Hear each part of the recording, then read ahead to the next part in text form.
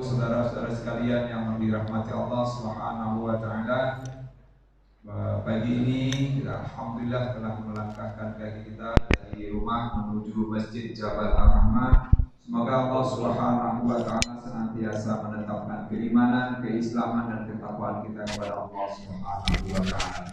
Dan semoga senantiasa kita diberikan kesehatan, sehat walafiat jasmani rohani kita, untuk tetap kita selalu beribadah kepada Allah Subhanahu wa taala, jalankan perintah Allah dan juga. Kayaknya mau saya direkam.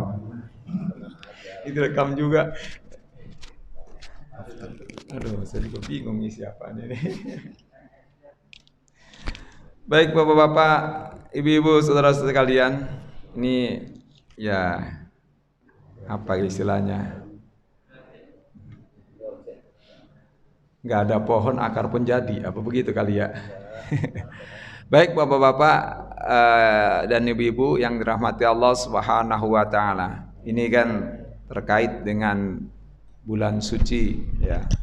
Kita sudah masuk bulan Zulqa'dah. Ya, bulan bagi orang yang memiliki ikatan perjanjian. Jadi pada saat ini kita sudah mengikat janji kepada Allah Subhanahu wa taala setelah kita kemarin Syawal kita ya meningkatkan ibadah kita kepada Allah Subhanahu wa taala. Nah, ini tentunya ini adalah bulan suci. Maka di saat-saat inilah kita tetap terus menjaga segala apa yang telah kita pernah lakukan di bulan Ramadan, yaitu bulan latihan, bulan perlombaan, maka itu harus tetap kita jaga terus.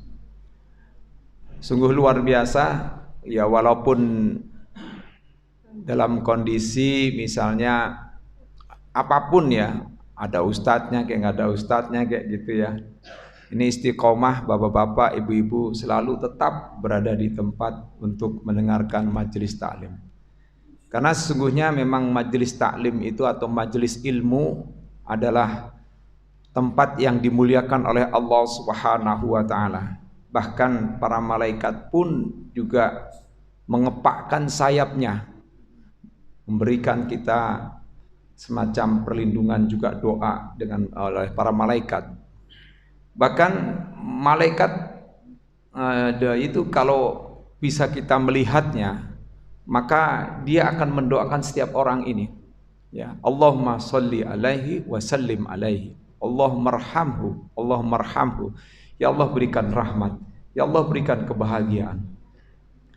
Dalam sebuah hadis Rasulullah SAW dikatakan, ma min qaumin yajtami'una wa yaqra'una al-Qur'ana ay wa yatadarasunahu illa khaffat alaihumul malaikah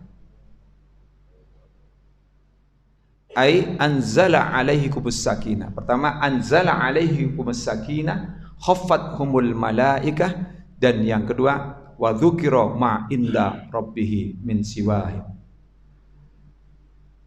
Allah Subhanahu wa taala menugaskan gitu ibaratnya ya kepada para malaikatnya, dan juga Allah menurunkan jika ada sekelompok kaum, kelompok orang yang berkumpul yaqra'unal Qur'an, membaca Al-Qur'an, wa yatazarasunahu, dan dia bertadarus, mengkaji, mempelajari. Ini juga termasuk dalam majelis ilmu. Maka dia akan mendapatkan 3 hal dalam hadis ini. Yang pertama, Allah turunkan sakinah, ketenangan, ketentraman dalam hati, ketentraman dalam jiwa, ketenangan dalam jiwa. Juga ketenangan di lingkungan keluarga kita juga. Allah Subhanahu wa taala turunkan as-sakinah, as-sukun. As-sukun itu sebenarnya, sukun itu kan tanda mati. Artinya tenang. Di mana kita dalam beribadah Allah Subhanahu wa taala akan berikan ketenangan. Dalam kita bermunajat kepada Allah Subhanahu wa taala, kita juga diberikan ketenangan. Pada saat kita bertahajud, Di malam hari saat dimana orang sedang tidur, Allah turunkan ketenangan. Dan juga pada saat kita kumpul di sini untuk majelis taklim atau majelis ilmu, maka Allah Subhanahu wa taala turunkan ketenangan di antara kita. Setelah kita mendengar beberapa ayat-ayat Quran yang dibacakan oleh yang menyampaikan materi di sini, dan juga beberapa hadis-hadis yang diungkapkan, maka Allah Subhanahu wa taala berikan ketenangan. Anzala alaihimus sakinah. Ini dikhususkan bagi orang yang berkumpul dan kemudian mempelajari Al-Quran, membaca Al-Quran. Sudah otomatis kalau kumpul-kumpul seperti ini, yang dibaca pertama kali adalah puji-pujian kepada Allah Subhanahu wa taala. Karena di dalam hadis dikatakan, jadi sebuah perkumpulan, sebuah majlis, kalau tidak diawali dengan puji kita kepada Allah Subhanahu wa taala, maka tempat pujian-pujian, tempat majelis taklim ini akan terputus dari keberkahan Allah Subhanahu wa taala. Begitu pula juga sholawat kepada baginda Rasulullah Sallallahu Alaihi Wasallam. Maka dalam setiap perkumpulan apapun selalu harus ada kata-kata Alhamdulillah, baru kemudian wassalatu wassalamu ala Rasulillah. Itu harus disebutkan. Segala puji bagi Allah, puji, syukur kehadirat Allah Subhanahu wa taala.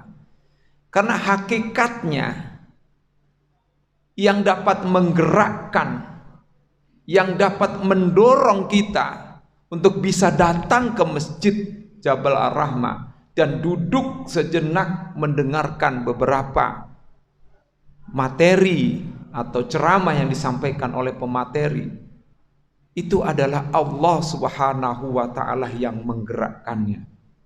Kalau tanpa digerakkan oleh Allah, mungkin kita masih dalam keadaan berselimut, tidur di rumah nyaman, enak dengan AC yang dingin. Walaupun di sini juga ada AC, tapi bergerak saja itu sudah sungguh berat bagi kita. Apalagi memang kita ini ya oleh setan ya, atau anak buahnya iblis, itu memang terus-menerus kita akan digoda dan digelincirkan oleh mereka.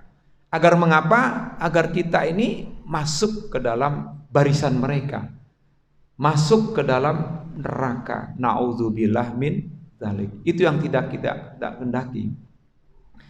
Pada saat kita tertidur saja atau tidur di malam hari, itu setan sudah mengikat. Innasyaiton, dalam hadis disebutkan, innasyaitona yaqidu ala ra'fati ru'usikum bi thalathati uqad. Sesungguhnya setan itu mengikat di pangkal kepala kita 3 ikatan. Fa idza nama fayaqul ya urkut. Jadi pada saat kita tidur, maka pada saat itulah dikatakan oleh setan, hei fulan, tidurlah, ini nikmat sekali, enak sekali, terus tidurlah. Tapi wa idza qama wa dzakarallaha in hallat uqdatun. Ketika dia bangun dan kemudian dia membaca kalimat doa bangun tidur atau pujian yang lainnya, alhamdulillahilladzi ahyana ba'dama amatana wa ilaihin nusyur. Pada saat itu terbuka ikatan yang pertama. Itu ikatan yang pertama terbuka. Tapi pada saat kita duduk begitu, bangun itu juga masih ada rasa malas yang luar biasa. Ada perasaan berat banget. Karena di samping kita ada kasur, di samping kita ada bantal. Berat sekali. Maka disinilah ukuran keimanan itu menjadi barometer. Ketika pada saat itu kita mengalahkan, bangun, aku bangun, saya nggak mau tidur, prak, jalan dia menuju kamar mandi, ya. Fa idza dhahaba, ya, thumma tawaddaa, kemudian fa idza dhahaba ila al-mirhad atau ila makanil ma', maka kemudian pada saat itu berwudu, in halat uqdatun, maka terbuka lagi ikatan yang kedua. Ketika kita sudah masuk kamar mandi, kita melakukan misalnya bebersih, buang air kecil, istinja dan lain sebagainya. Begitu kita kena air, ces, apalagi airnya dingin banget, itu sudah mulai terbuka ikatan kedua. Apalagi kalau wudu, pokoknya kalau wudu itu sempurnakan wudunya, jangan sampai tidak sempurna, betul-betul sempurnakan wudunya, dan betul-betul ghuslu atau menggosok anggota badan wudu kita dengan benar-benar seperti mengurut.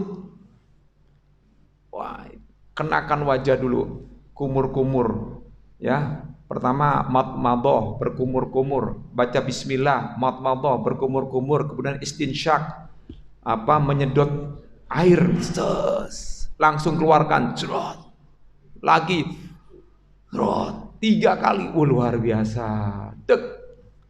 Inhalat uqdatun ats-tsaniyah, maka terbuka ikatan yang kedua. Kemudian apalagi pada saat kita berniat dalam hati, lalu kemudian melemparkan air itu ke muka, biar sungguh luar biasa. Baru sekali seger, semakin terbuka, ambil lagi, semakin terbuka, baru kemudian tangan, sambil kemudian diurut-urut, tangan lagi, luar biasa, nikmatnya luar biasa, merinding tuh, ya. Pada saat itu kita, lalu kemudian kita mengusap sebagian kepala, boleh sekali, boleh juga lebih dari 3 kali, atau boleh sebagian, boleh juga langsung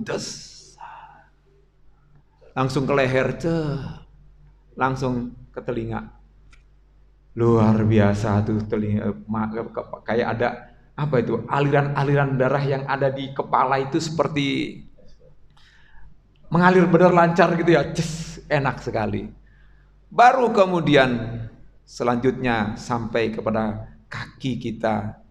Setelah itu baru kita berdoa. Sungguh luar biasa, terbuka ikatan yang kedua. Nah, ketika kita sholat, ya, faida sholat, kemudian apabila dia sholat, qoma sholat, dia sholat, maka pada saat itu terbuka ikatan yang ketiga. Terbuka ikatan ketiga, maka pada saat itu dia menjadi seorang pribadi yang pada pagi hari itu asbaha, ya, dia asbaha nasyatul, ya, nasyaton, dia menjadi semangat, ya, nasyaton wa barokan fihi, dia akan mendapatkan semangat dan keberkahan dari Allah Subhanahu wa taala.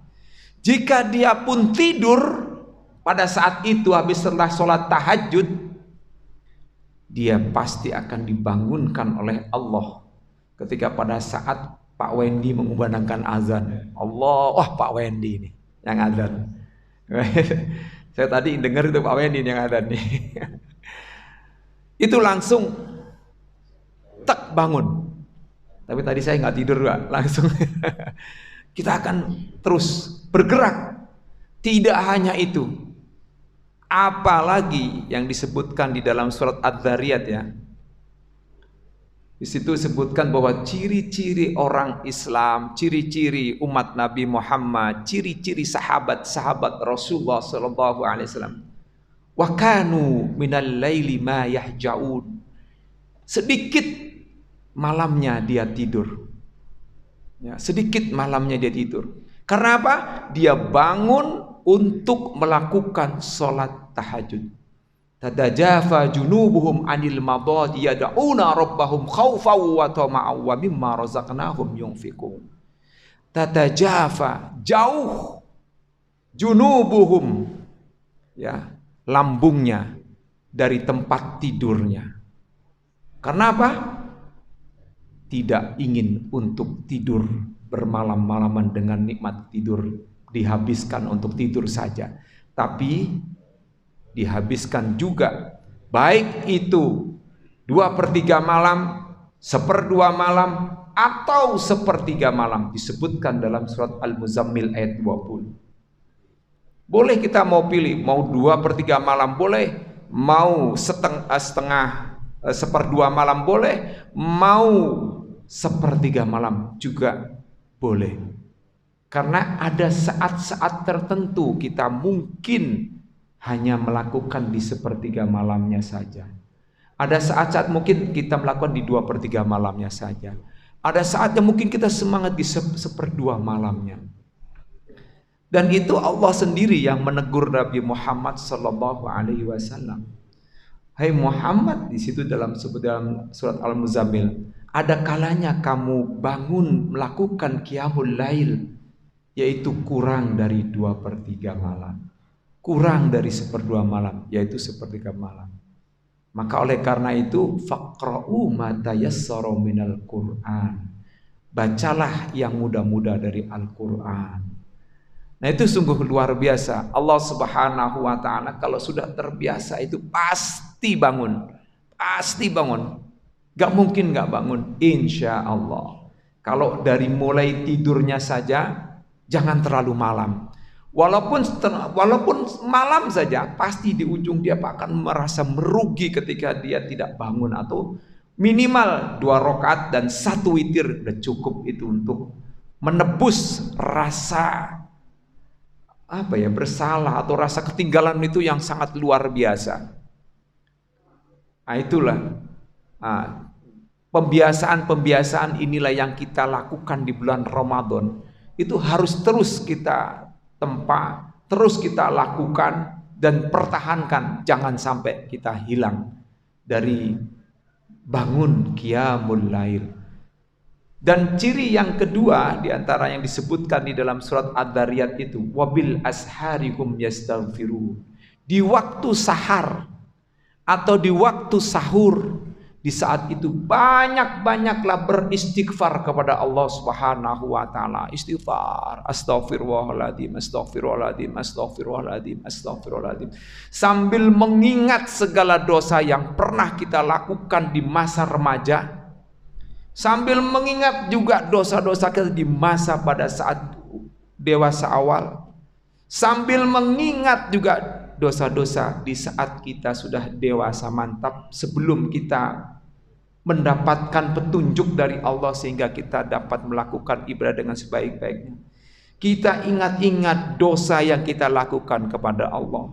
Kita ingat-ingat dosa yang kita lakukan dengan manusia. Kita ingat-ingat dosa yang dilakukan oleh kita kepada orang tua kita. Ingat.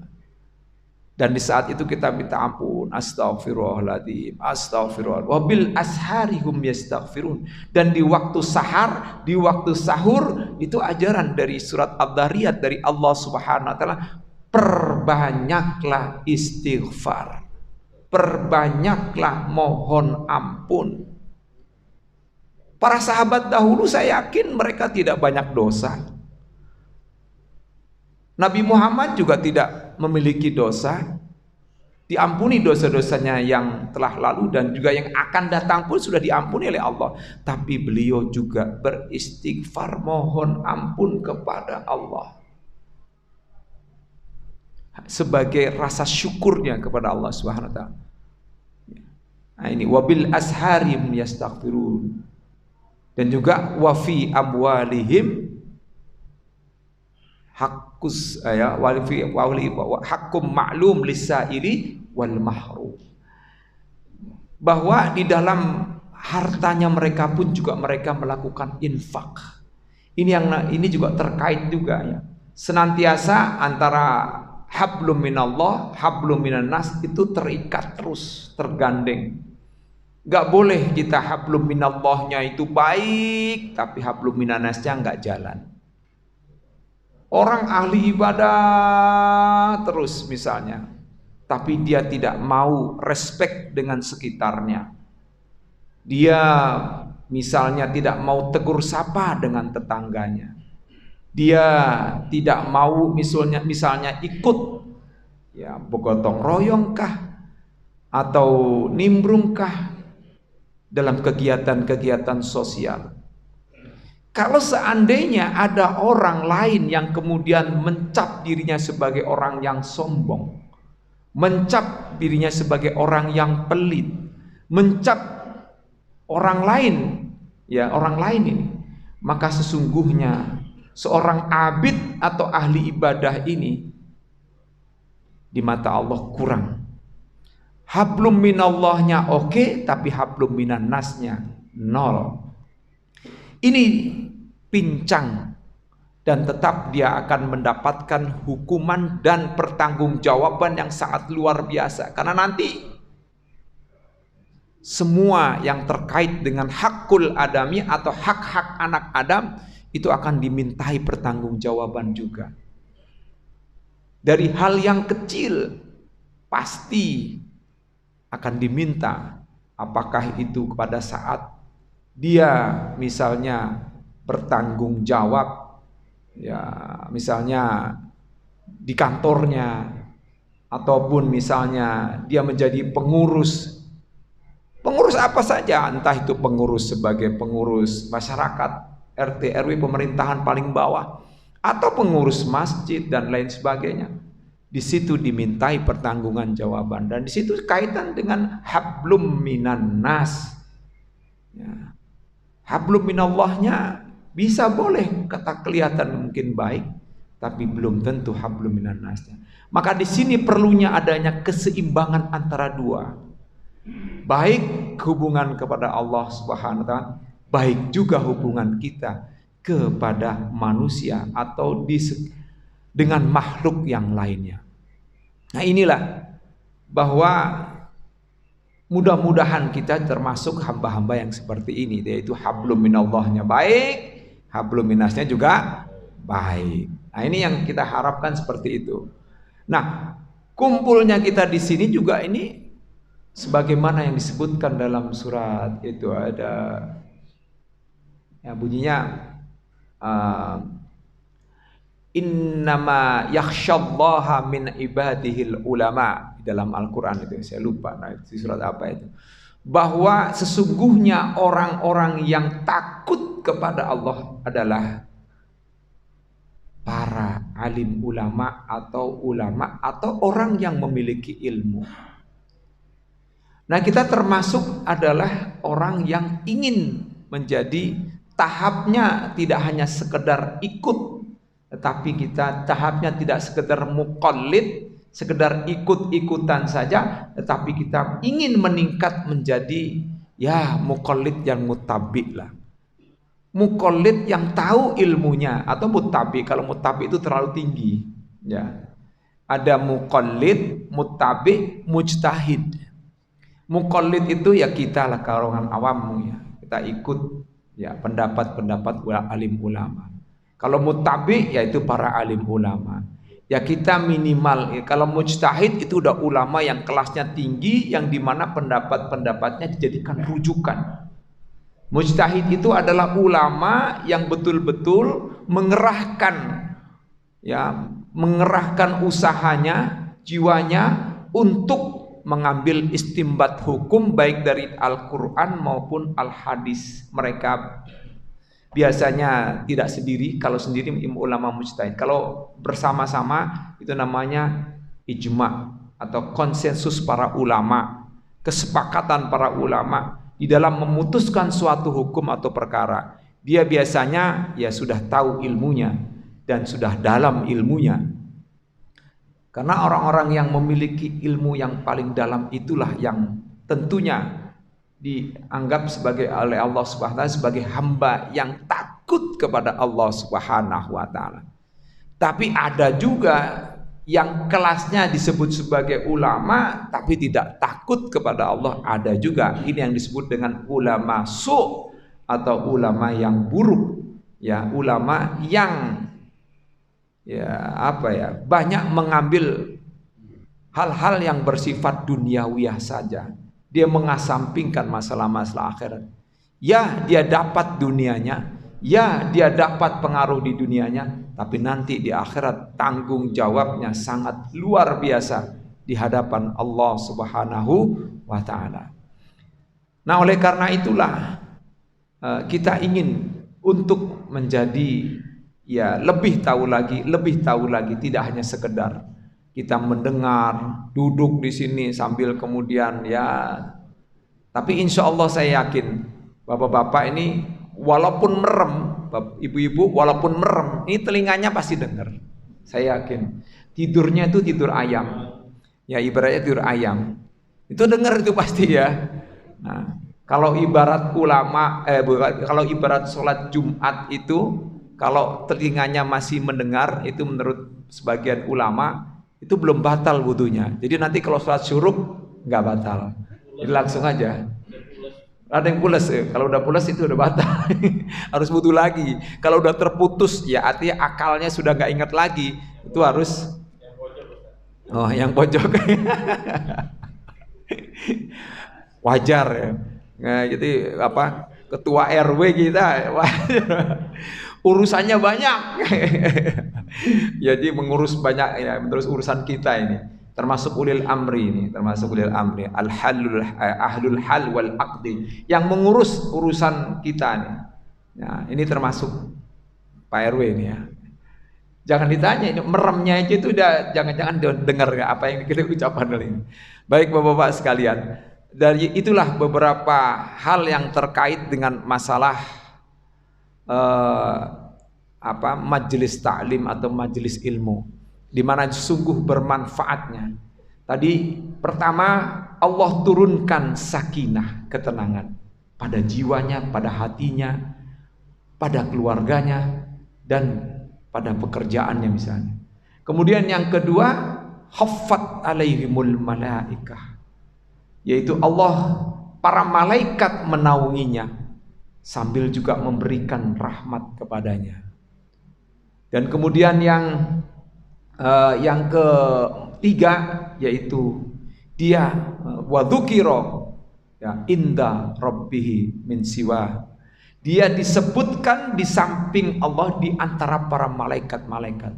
Tuh Pak Wendy telah melakukan ikut majelis taklim, majelis ilmu, disebut-sebut Wendy ini orang sebagai ahli tolib. Nah, misalnya tolib ya kan, yang suka membacakan hadis-hadis di sini, luar biasa. Itu pasti akan disebut-sebut oleh Allah Subhanahu di antara para malaikat-malaikatnya Allah Subhanahu wa taala. Disebut sungguh luar biasa. Nama kita saja disebut di tempat ini aja, atau di tempat ada perkumpulan saja, senangnya bukan main. Disebut kebaikannya ya, bukan disebut kejelekannya. Nah, disebut kebaikannya, disebut ketaatannya dan sebagainya, pasti kita akan senang. Apalagi disebut oleh Allah di antara para malaikat-malaikatnya Allah. Sungguh kita sedang diabsen oleh para malaikat-malaikatnya Allah. Oh, si A, si B, si ini, semuanya oleh malaikat-malaikatnya Allah, bahwa dia telah berada dalam majelis ilmu. Insya Allah kita semuanya termasuk, walaupun ini ada URC, Ustadz Rasik cepat, jadi ala kadarnya apa yang saya punya ya saya sampaikan. Mungkin ini saja yang bisa saya sampaikan, mudah-mudahan bermanfaat. Billahi sabil haq. Assalamualaikum warahmatullahi wabarakatuh. Belum waktunya suruh, tapi bapak-bapak kalau mau ini ada pertanyaan boleh Pak? Ya, silakan Pak Haji. Assalamualaikum warahmatullahi wabarakatuh. Waalaikumsalam warahmatullahi wabarakatuh. Dalam menyikapi sikap sakinah, apakah ada perbedaan antara sensitivitas seseorang dengan keadaan tidak sensitif. Maksudnya dia tenang tapi tidak bisa memenuhi keinginan lingkungan seperti keluarga. Dia tidak mencukupi atau memfasilitasi kebutuhan rumah tangganya. Tetapi dia tenang-tenang aja. Nah, ini apakah ada timbul antara sakinah dan sensitif terhadap kebutuhan rumah tangga gitu? Oke. Kalau dilihat dalam surat Ar-Rum ayat 21 kan jelas Pak ya. Wa min ayatihi an khalaqalakum min anfusikum azwajan litaskunu ilaiha. Nah, itu diantaranya itu kan keluarga, itu kaitannya dengan membentuk suami istri menjadi satu keluarga. Itu suami istri itu kan membentuk keluarga. Wa min ayatihi, dan diantara tanda-tanda kekuasaan Allah, an khalaqalakum min anfusikum azwaja. Allah ciptakan dari diri kalian, yaitu pasangan atau istri-istri. Azwaj jamak dari zaujah, istri-istri pasangan. Ya, litaskunu ilaiha, agar kalian semua merasa tenang, merasa ada sakinah sehingga tidak gundah gulana. Sakinah yang diartikan di ayat surat Ar-Rum ayat 21 itu terkait juga masalah ketenangan. Artinya ada pendamping yang bisa diajak untuk kompromi, yang bisa diajak untuk berbicara, yang bisa diajak untuk bermusyawarah, yang bisa diajak untuk bagaimana membentuk rumah tangga ini. Apakah rumah tangganya ini mau dibentuk sebagaimana misalnya model rumah tangga masjid? Apakah rumah tangganya ini mau dibentuk misalnya sebagaimana model rumah sakit misalnya? Apakah rumah tangganya ini mau dibentuk model misalnya pasar? Apakah rumah tangganya ini mau dibentuk kayak model sekolah? Nah, ini ada manfaat dan ada ruginya masing-masing. Tapi yang paling pokok adalah rumah tangga masjid. Maka sesungguhnya sakinah, ketenangan itu harus terkait dengan juga ketenangan dalam keluarganya. Ketenangan dengan istrinya juga. Ketenangan ya diantaranya juga dia juga harus mencukupi nafkahi keluarganya. Tapi hakikatnya pada saat ketika misalnya sudah ada sepakat antara kedua belah pihak, baik suami maupun istri, dan istri pun rela ataupun suami pun rela misalnya, ketika suami itu misalnya tidak bekerja lagi atau suami tidak menghasilkan lagi, maka sesungguhnya di situ ada as-sakinah, mawaddah atau ketenangan. Dan ketenangan ini yang memancarkan tidak hanya untuk dirinya sendiri, tetapi sesungguhnya harus bermancar kepada keluarganya, pada istrinya dan anak-anaknya semuanya, Pak. Ada kalanya kita bisa lihat ada orang kelihatannya seperti sakinah, sesungguhnya dia belum sakinah, belum mendapatkan ketenangan. Kita bisa melihat seseorang kan yang lahirnya saja. Kita bisa menghukumi seseorang itu yang tampak saja. Tapi di balik itu hanya Allah yang mengetahuinya. Maka oleh karena itulah Imam Malik mengatakan nahkumu bidzawahir wallahu yatalawwas sarair. Ketika kita menghukumi sesuatu, menetapkan suatu hukum pada seseorang atau pada seseorang ya, maka kita yang bisa lihat yang tampak saja. Oh, ada bukti yang ada buktinya, ada saksinya, Anda telah melakukan ini, itu, dan lain sebagainya.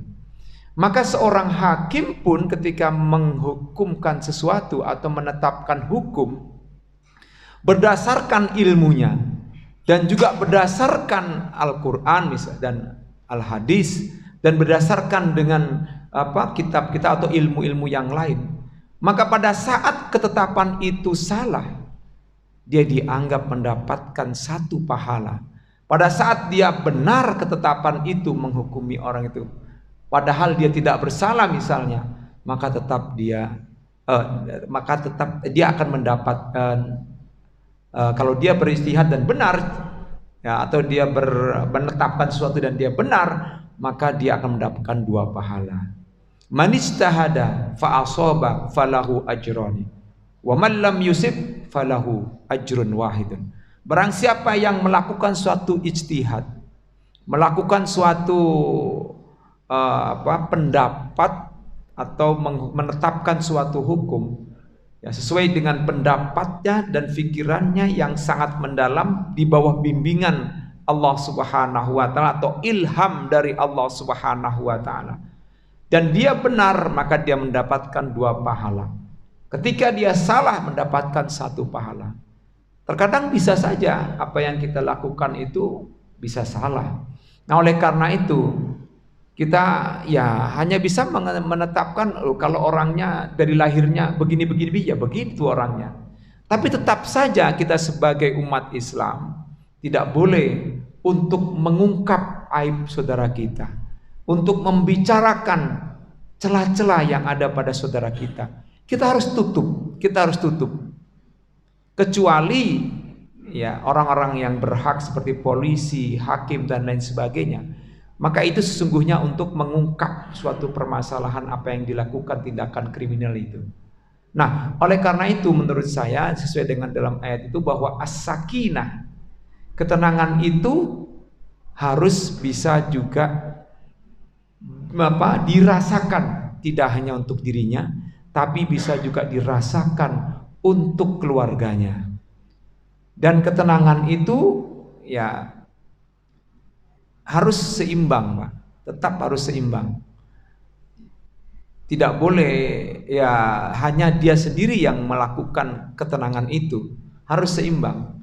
Nah, pada saat ketika sakinah itu terpancarkan ke keluarganya dan keluarganya itu menerima keadaan daripada misalnya suaminya, ya karena mungkin sudah misalnya bisa saya terjadi kan tidak bekerja lagi, tapi kemudian menjadi ada tugas-tugas lainnya yang kemudian berbagi. Nah, disinilah kemudian terpancar sakinah itu, Pak. Sakinah, mawaddah, warahmah. Ada ketenangan.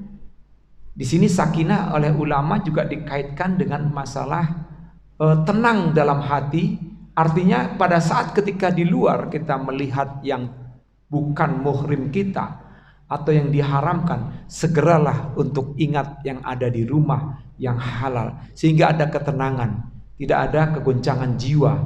Berbeda dengan seorang pemuda yang belum menikah, maka pada saat itu sesungguhnya dia masih belum mempunyai sakinah karena masih ada kegoncangan juga. Maka mawaddah, kecintaan, maka dari sakinah itu juga akan timbul nanti mawaddah, cinta, kecintaan. Nah, kecintaan ini biasanya bersifat material. Cinta awalnya ya misalnya saya, kecintaan itu awalnya cinta itu berangkat dari suatu hal yang fisik. Maka wajar ketika menikah dengan seseorang itu disyaratkan ada 4 hal ya. Tungkahul mar'atu li arba'in, limaliha, wali jamaliha, wali nasabiha, wali diniha, fatfar bidatid din taribat yadak. Bahwa nikah itu ya, pernikahan itu, menikahi wanita itu karena 4 hal. Pertama, karena hartanya bisa saja terjadi. Yang kedua, karena cantiknya. Yang ketiga, karena nasabnya atau keturunannya.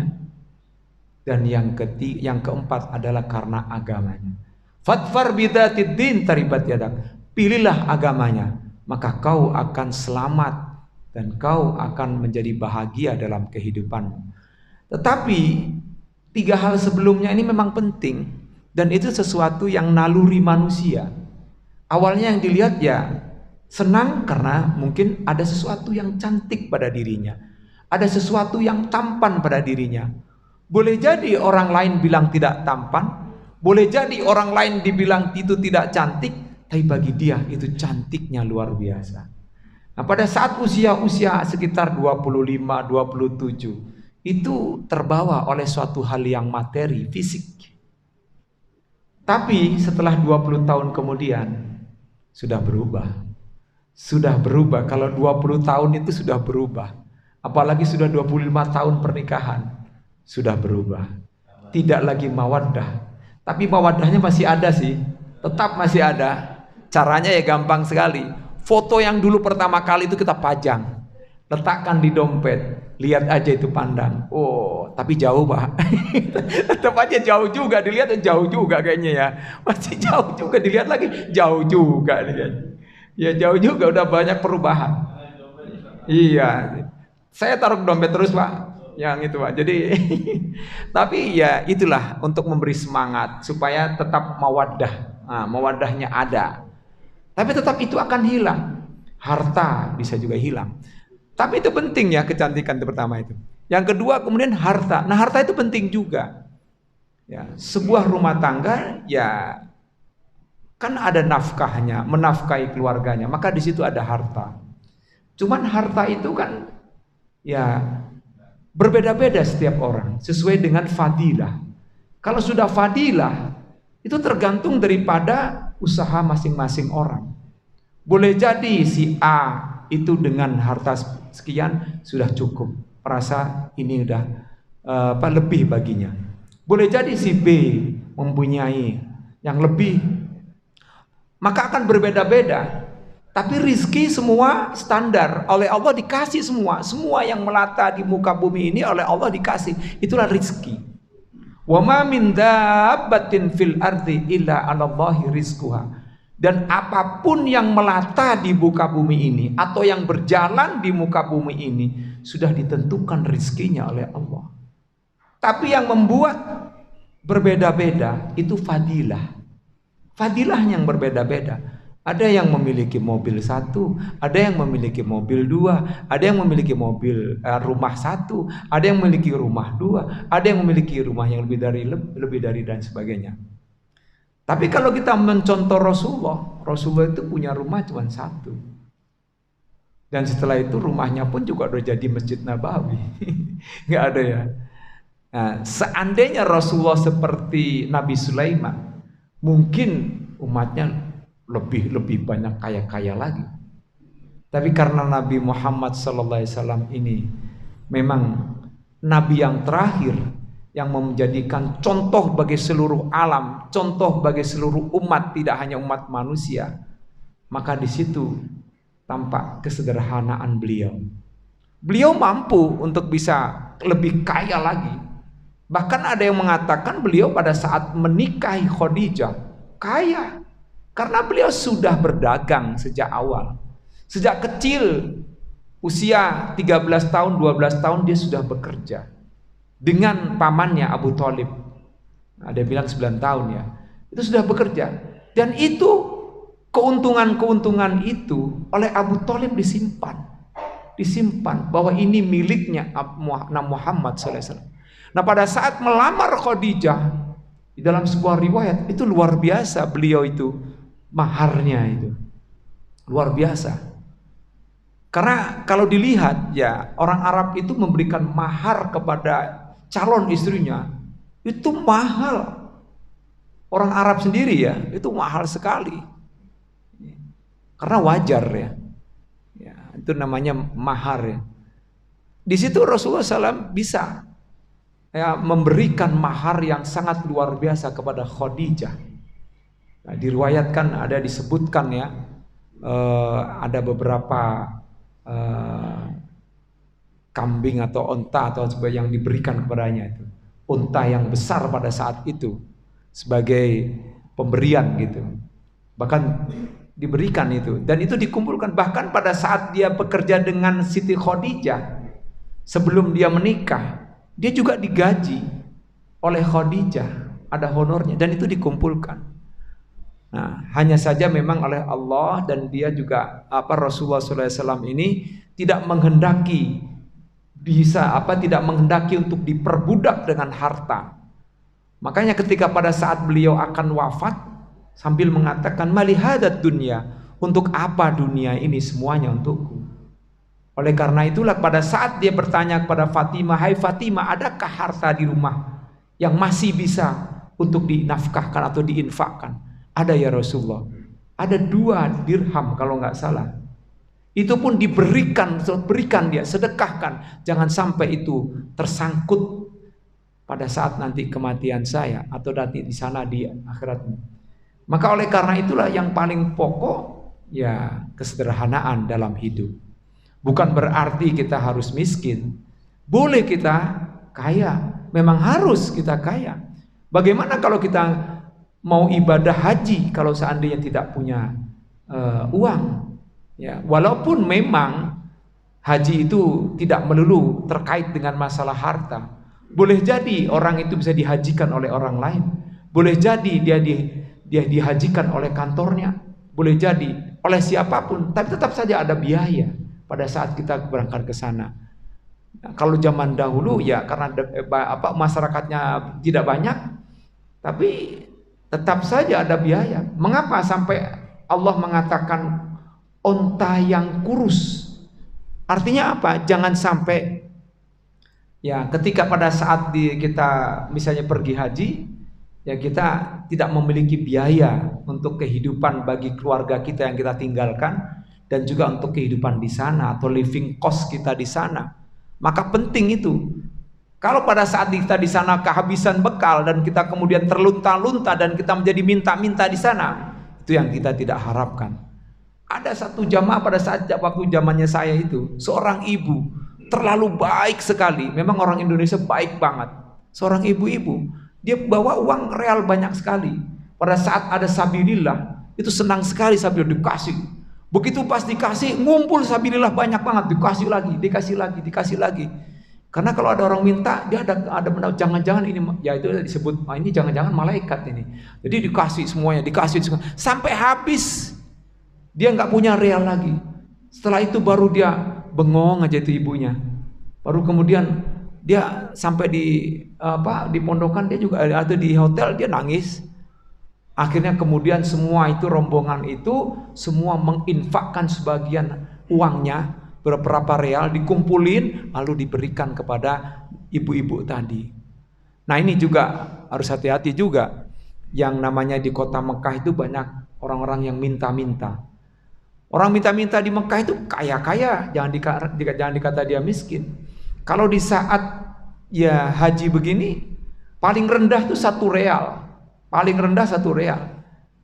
Ya, nggak ada misalnya setengah sen atau 1 sen atau 2 sen itu nggak jumpa. Tapi 1 real paling rendah. Makan ayam saja itu ayam yang gede dengan yang besar itu sekitar 4 real atau 5 real. Bayangkan kalau seandainya pengemis itu diberikan 1 real, 100 orang udah 100 real, 1000 orang udah 1000 real. Nah kalau itu kan jutaan tiap hari itu selama sebulan. Maka wajar kalau ada sabilillah itu dikejar-kejar oleh askar atau polisi baladiah di sana-sana. Nah, oleh karena itu hati-hati. Bahkan tidak hanya pengemis-pengemis, joki-joki pun banyak. Joki-joki juga dari orang kita juga. Ya mohon maaf gitu banyak. Ada kawan saya waktu umroh, ya pada saat dia umroh lalu kemudian dia cerita dia kepada saya, kemudian dia dihalang, Pak, silakan Pak, mau cium Hajar Aswad. Ada disangkanya ada perempuan itu, perempuannya itu jangkanya mau ngikut di belakang dia. Ternyata perempuan itu yang menawarkan atau menjadi perantara bagi joki-joki. Akhirnya kemudian teman saya itu dijaga oleh teman-teman, oleh laki-laki yang banyak itu, sampai dia bisa mencium Hajar Aswad. Pada saat dia ingin mencium Hajar Aswad, setelah itu digiring itu teman saya, dibawa kemudian, mohon maaf, ya ini tadi kita semua yang melakukan untuk menjaga Bapak ini supaya Bapak bisa mencium Hajar Aswad. Oleh karena itu ya kami minta, nggak tanggung-tanggung, mintanya besar Pak. Sekitar berapa ya? 300 real. Nggak tanggung-tanggung, hampir 400 real. Ya, mintalah. Teman saya bilang, saya nggak punya sedikit nggak punya uang real, cuma 10 real. Uang rupiah ada. Saya nggak punya uang real, ya, cuma 10 real. Dia nggak bohong. Saya nggak punya uang real, cuma 10 real adanya. Bohong. Bapak jangan bohong. Ini di Mekah loh. Ini di depan Ka'bah loh. Bapak jangan bohong. Bener, saya nggak punya uang real, cuma 10 ini aja. Emang betul pada saat itu dia hanya bawa 10 real doang. Ada sih uang-uang tapi uang rupiah, kan bukan uang real gitu. Akhirnya mohon maaf gitu, saya bisa cuma ini, akan dikasih 10 real juga. Mau juga akhirnya dia mau. Nah ini juga hati-hati juga. Joki-joki banyak juga di sana. Nah terkait kembali lagi ke as-sakinah, jadi betul Pak. Jadi sakinah itu ya harus bisa, yaitu tadi sensitivitas terhadap keluarga, menafkahi keluarga, itu pun juga harus ya bisa didiskusikan lah antara keluarganya itu Pak. Saya kira itu kali Pak yang bisa saya jawab kali, mohon maaf atau kalau ada yang belum puas. Bukan nggak puas, itu udah lebih dari cukup. Ya. Terima kasih. Cuman yang satu lagi konsep istighfar, itu konsep istighfar yang Allah kehendaki antara hablum minallah dan hablum minanas, apakah bisa menghapuskan hablum kesalahan kepada manusia karena vertikal kepada Allah? Oh, maksudnya istighfar kepada Allah, apakah juga bisa untuk ini? Saya kira kita memohonkan ampun untuk orang-orang yang itu kan memang diperintahkan oleh Allah ya. Bahwa disebut wastaghfiril lil mu'minin kalau nggak salah kan, dan minta ampunlah untuk orang-orang mukmin, tidak hanya untuk diri sendiri. Makanya kita ketika kita berdoakan Allahumma fir dunubi wali walidayya walil mu'minina yauma yaqumul hisab, misalnya gitu kan. Itu juga sama, itu juga dari ayat Pak. Ya Allah ampunilah saya dosa-dosa saya, dan juga ampunilah dosa-dosa orang-orang mukmin. Dan itu tidak disebutkan siapapun dalam bentuk jamaah, kelompok orang mukmin. Maka pada saat itulah bisa juga dikatakan sebagai istighfarnya kepada, artinya terkait juga istighfar kepada Allah juga istighfar kepada orang-orang mukmin. Maka kalau istighfar jangan juga mohon ampun untuk dirinya sendiri. Hendaknya istighfar juga untuk yang lainnya. Ya, terutama kedua orang tua kita, baru yang kedua untuk orang mukmin secara jamaah. Allahumma fir lil mu'minina wal mu'minat wal muslimina wal muslimat al ahya'i minhum wal amwat. Itu udah jelas. Ya Allah ampunilah orang-orang muslim laki-laki, muslim perempuan, orang mukmin laki-laki, mukmin perempuan, yang hidup maupun yang mati. Maka sesungguhnya permohonan ampun kita ini kepada Allah Subhanahu wa taala akan disampaikan baik mukmin mukminat yang sudah meninggal wafat maupun mukmin yang masih hidup. Maka sesungguhnya kita harus tetap terus berdoa seperti itu. Itu yang diperintahkan oleh Allah Subhanahu wa taala dalam Al-Qur'an. Oleh karena itu kita tidak boleh egois di dalam berdoa. Kita dalam berdoa nggak boleh egois.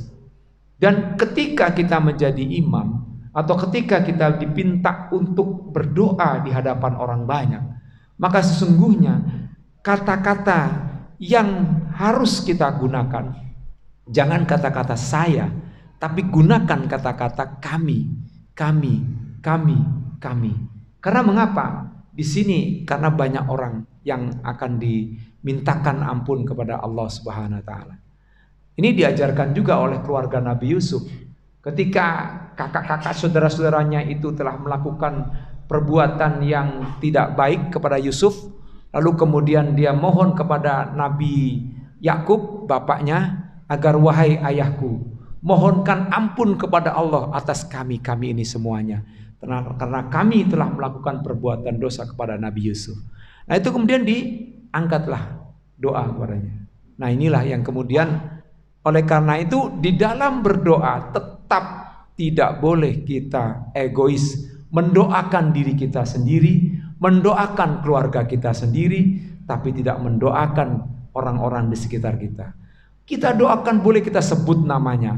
Apakah itu tetangga kita, teman kita, sejawat kita, sahabat kita. Sekalipun teman itu telah menyakiti hati kita, kita doakan, ampuni dia, berikan hidayah ya Allah, agar dia hatinya lembut, hatinya kemudian bisa menerima apa yang saya lakukan ini adalah baik misalnya.